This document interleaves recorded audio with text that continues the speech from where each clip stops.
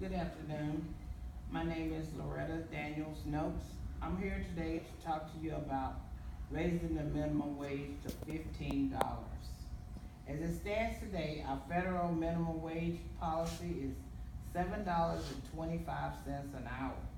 This wage is not considered a cost of living wage, but the wage that will continue to keep the people in poverty.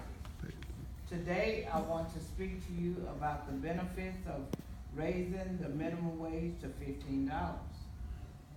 We, as the people of the United States, have to stand together to promote raising the minimum wage to $15. People working for $7.25, they gross $290 a week and $580 every 2 weeks and $1,160 a month. This income is before taxes. So after taxes, people can expect to make less than $1,000 a month.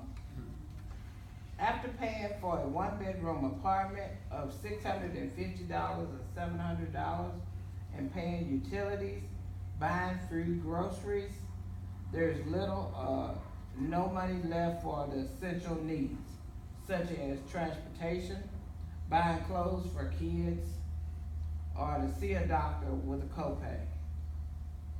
The current minimum wage is unacceptable, and families cannot survive on the cost of living.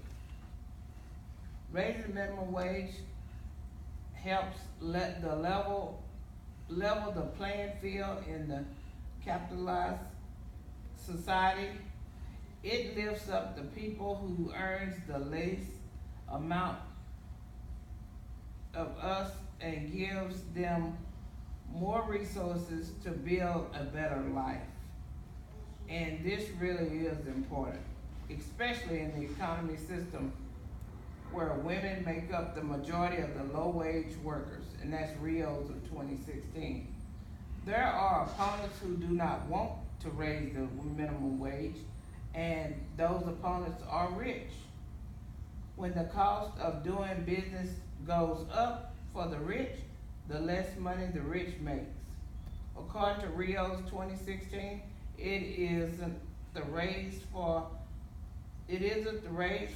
people of the poor that's bad news for our economy.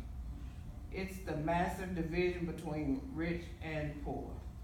At the bottom of it all, money makes the world go round, and when the workers have no money, the business makes no money, and that's start 2016. Other opponents say that raising minimum wages to $15 would badly hurt many workers. Companies hire workers when the additional earning their labor, companies hire workers when additionally earnings creates to exceed the cost of employing them. This means that their full-time employee must create at least $38,700 a year in the value of their employers. And that's start 2016. This is a gross misconception. People who do not have the skill to bring a certain amount of value to the company should be trained through the company's training program. So they would create the level of proactivity, and company expect from this person making $15 an hour. A $15 an hour minimum wage does one thing very effective. It forces employers to pay $15 an hour for any low-skilled worker they hire, and therefore make it illegal for low-skilled workers to accept jobs that pay an hourly wage below the government-mandated minimum. And that's period 2016. Because low-wage workers are more likely to spend any pay increase, the raise would pump the money almost immediately into the economy. And that's COVID of 2014. Having extra money would go to buying goods and services, so there would be a higher need for the worker because of the higher demand of its goods and services. That's FK of 2016. I want to conclude that we stand together and to fight for this right. I ask you to stand with the American people and lobby your congressmen and sign the petition to get this legislation passed.